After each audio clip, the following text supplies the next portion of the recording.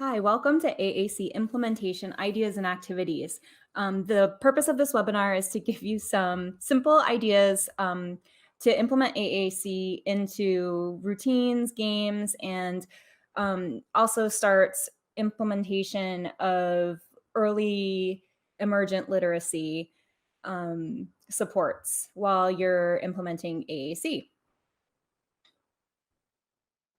So we know that one of our AAC best practices is providing lots of opportunities for communication. And we know that we need at least 200 opportunities every single day for our users, our AAC users, to learn their systems well and become proficient AAC users or competent users.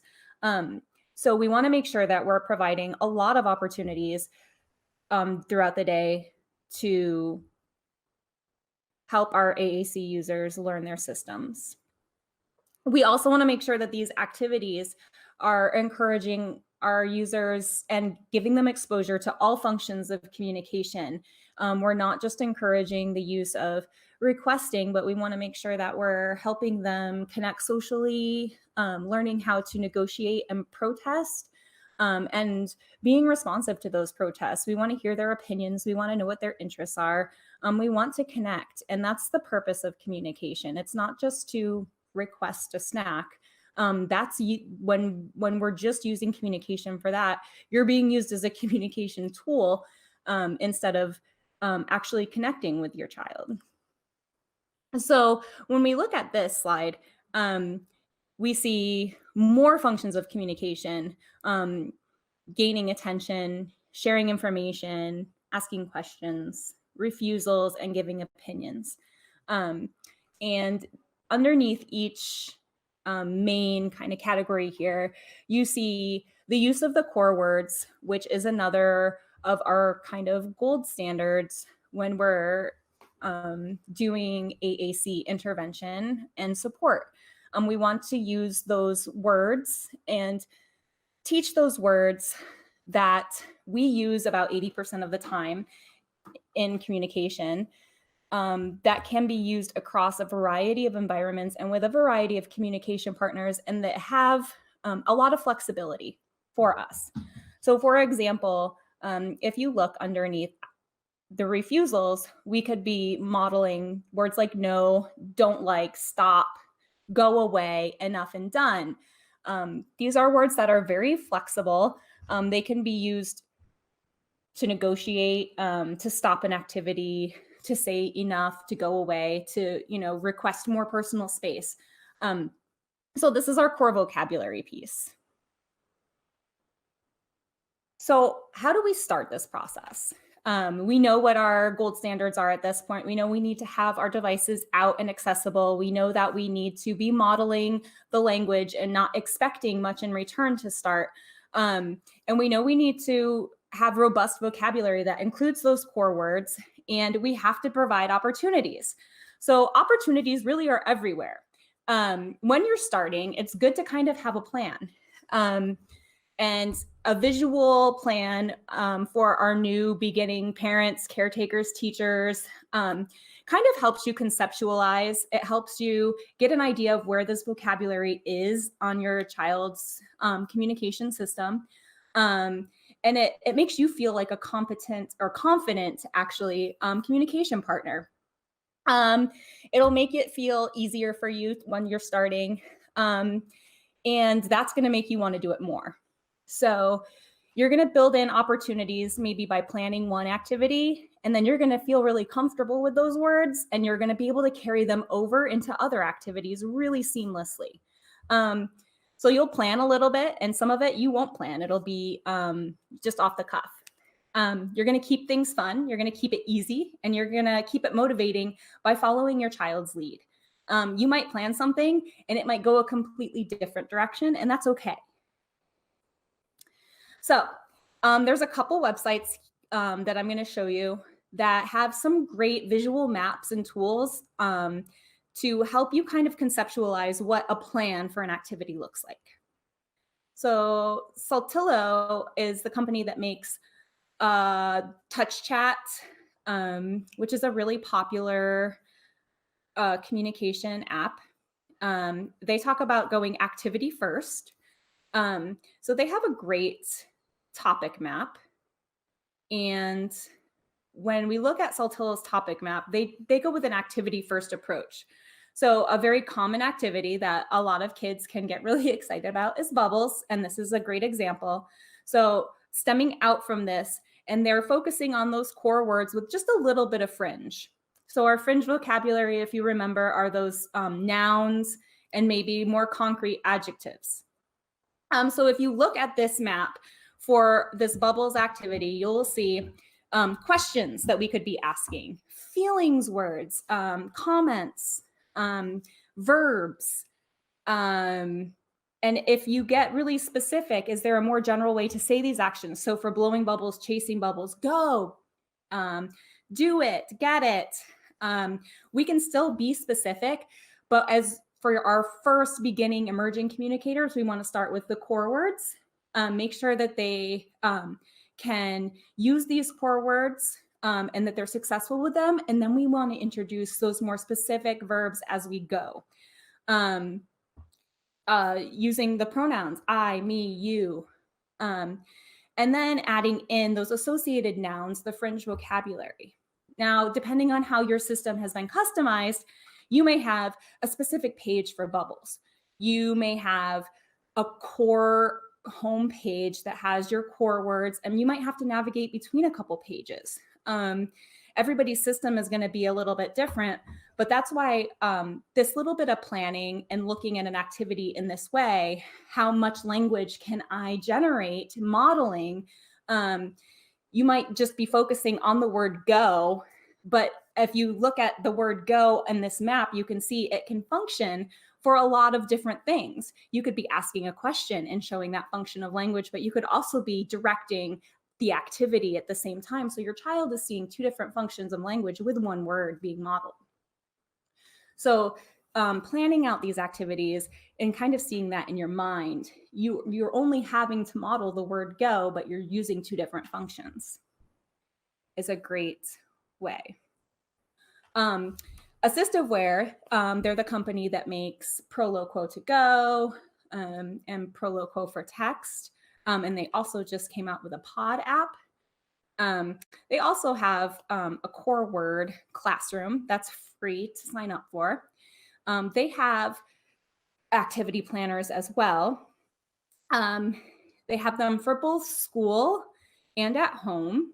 So you can find a core word planner for, let's say we want to watch YouTube. And you download their planner here and we open it up, and it's going to be very similar. And we go down, and theirs is going to have all the words that we could potentially use while we're watching YouTube, telling us, why we would want to use them. This is a little bit more in depth, but still some ideas for, how you would be using these words and helping you kind of get in your mind an idea before you go into this activity with your kiddo, so that you're getting the most out of it, especially if it's a more structured activity and you really want to get those communication opportunities in there. So we want to make sure that we're keeping our kiddos engaged in what we call the circle of communication while we're giving these opportunities. We want to make sure we're giving lots of modeling. We want to do that over and over and over again, at least 100 times during the activity. Attention doesn't require eyes. They can be listening. They'll be giving fleeting glances that we're probably missing. We want to make sure we're pausing. We call it practicing the pause. So you model and you wait expectantly. That's that presuming competence piece. We're waiting for their response. And we're counting silently for 20 to 30 seconds, which is a long time. And then at the end, we're helping them. We're not helping them by grabbing their hands and making them touch it. We're saying, oh, and we're giving them the response. We're modeling what we would expect that we think they might say. And then we use those core words. If they have responded, then we help them out, and we might rephrase it by adding another word. Maybe they say, yes, I saw the bird. Oh, you saw the red bird. And we add one more word. So we're always plus oneing. And we're engaging. We're always following their lead. Maybe they don't like what we're doing and they walked away. We're not going to bring them back to an activity that they're not engaged with. Let's follow them. Let's see where they're going. We want this to be not effortful. If communication and using this tool becomes effortful and it becomes work, then they're not going to want to use it. We communicate with what's easiest for us. So this should be stress-free. And if we're constantly bringing them back to work and do what we want, they're not going to want to do it. Be silly, have fun, be engaging, make faces, use funny words. This is how you're going to connect with your child while you are trying to teach them this complex communication system, but they can do it. So some more activities and ideas. So shaving cream, kids love shaving cream, or any sensory type activity to get them engaged and get them using a lot of language. Here's, it's, what you need, what could you model? More, stop, turn, want, my, big, little, what functions, what language functions are we using here? Requesting, directing, commenting, refusals, social communication. Again, we're always modeling one step above what we're getting. And then, what can we do? We just play and model. It's really that simple. Watching videos. Some of the best language I have gotten is, super simple songs on YouTube. My kids love to stim on, it might be the same 1 second piece of a song. And, I can get so much language out of that. Let's hear it again. I love this. It's my favorite. Oh, that's so silly. You can model so much language with a kiddo's favorite YouTube video, and they will be engaged the whole time. You're sharing that moment. I mean, what of us don't love to share our favorite part of our favorite movie with somebody, and we sit and we watch and we wait for them to see that moment? This is our best way sometimes into their world, and they love that connection. And then you can talk about it after. I like that too. I can often get a new video because I like it too. Can we do more? And then I get to see what else the kids like. This you can make into a routine, a predictable routine, using the same language. Shall we do it again? And if you're pausing the video at the same spot, you can get that same, you stop the video, do an expectant pause, and the kiddo might start hitting again. So those types of things and routines become fill in the blank of a song. You pause it as the song's saying it, and they fill in the blank. Or you're singing along with a song. There's some great music, any song that has a word that repeats, and if your kid likes it, you can be modeling and singing along with your AAC device. Bubbles, again, another great sensory activity that you can be modeling and playing a lot of functions, a lot of words, and a lot of vocabulary in playing with bubbles. And reading. And this is going to be a great segue into our early and emergent literacy. So when we read, you want to make sure you're reading books that engage your child. We're looking at early literacy. So we want to, turning the pages, noticing the cover of a book, all that early emergent literacy stuff that, we're teaching all kids. We want to give the kid as much control as possible, the child. You don't have to read every word on the page.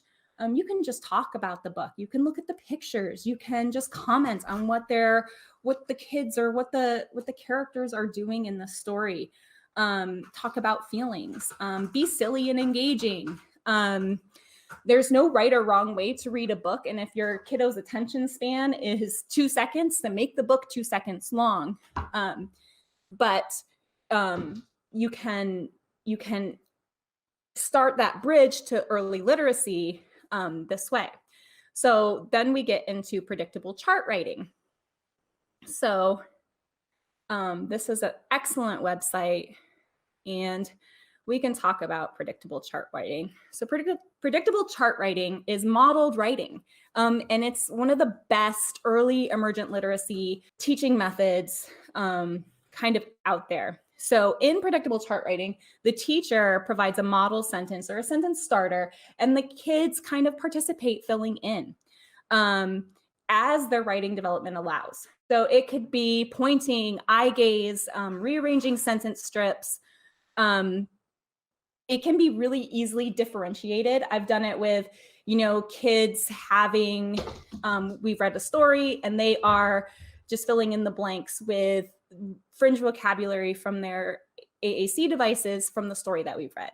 Or they are, they have, a couple choices on switches, or they're pointing, or they're using the book that we just read. So there's a lot of different ways to do predictable chart writing. But it's the idea that the kids are starting to see how their thoughts go from their brain to paper. And we don't do this with symbols. We do it with words, with letters. So we're using spelling, we're using grammar, we're writing, and we're doing this all together.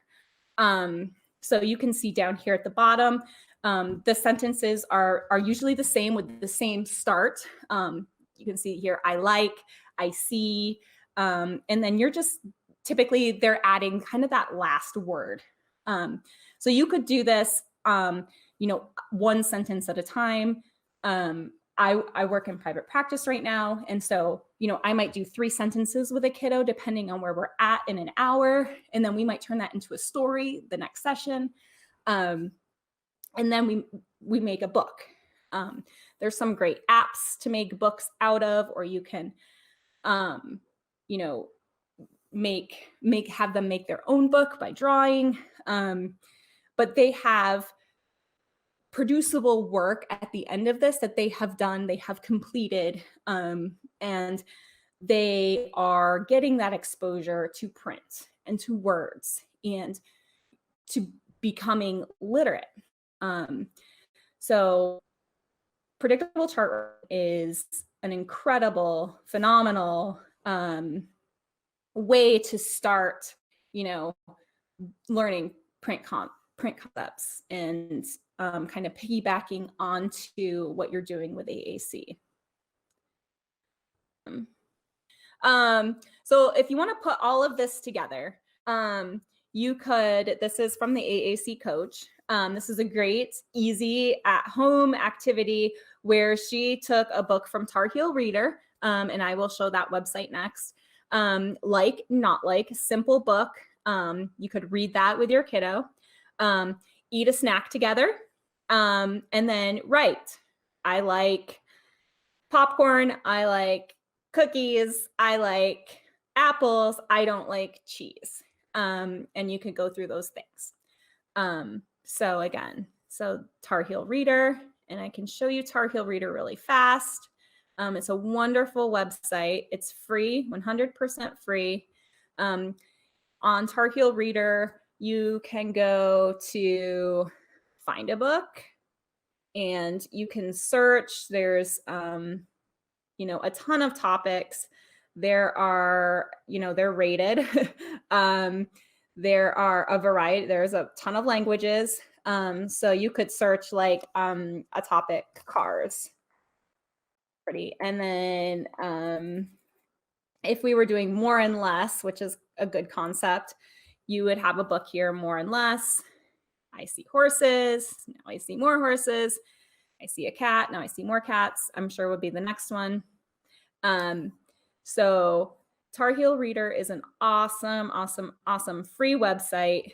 And then you can quickly go from you have a simple book to a simple literacy activity, and then you're focusing on just a couple words.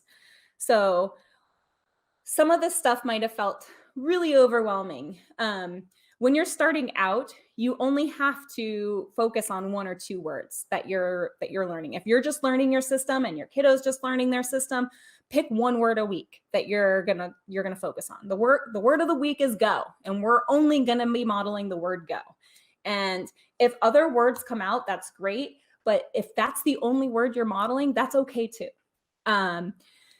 Model comments about food. You can model, or you pick, maybe at different times. Maybe we're using go when we play, and we're using like during meals, to kind of make it a variety, or to build vocabulary quicker. It's, follow your kiddo's lead, follow your lead, give yourself grace. This is a process, and it's going to be an ongoing process. There's always going to be more to learn and more language to acquire, and another goal to meet. As soon as you meet the first goal, there's going to be another goal. So this isn't going to be something that you're going to meet and achieve, in 6 months or 12 months. This is going to be an ongoing process. So going at a pace that works for you, your child, your team, is great, as long as, everybody's continuing to be on the same page and everybody's moving forward. Then you're doing excellent.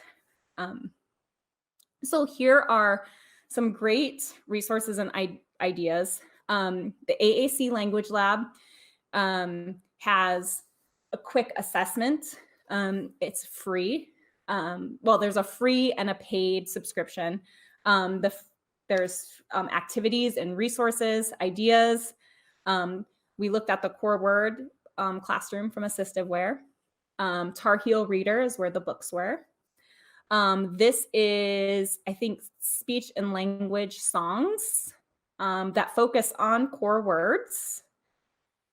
So these are all songs that are, made specifically to model for AAC. So, drink, eat, clothes. But I have had great success with the super simple songs as well. Kids love those. They are familiar with them, and there is so much great vocabulary to model in those songs. AAC Girls is the product of Caroline Musselwhite, who is a phenomenal SLP. She focuses a lot on AAC intervention and literacy as well.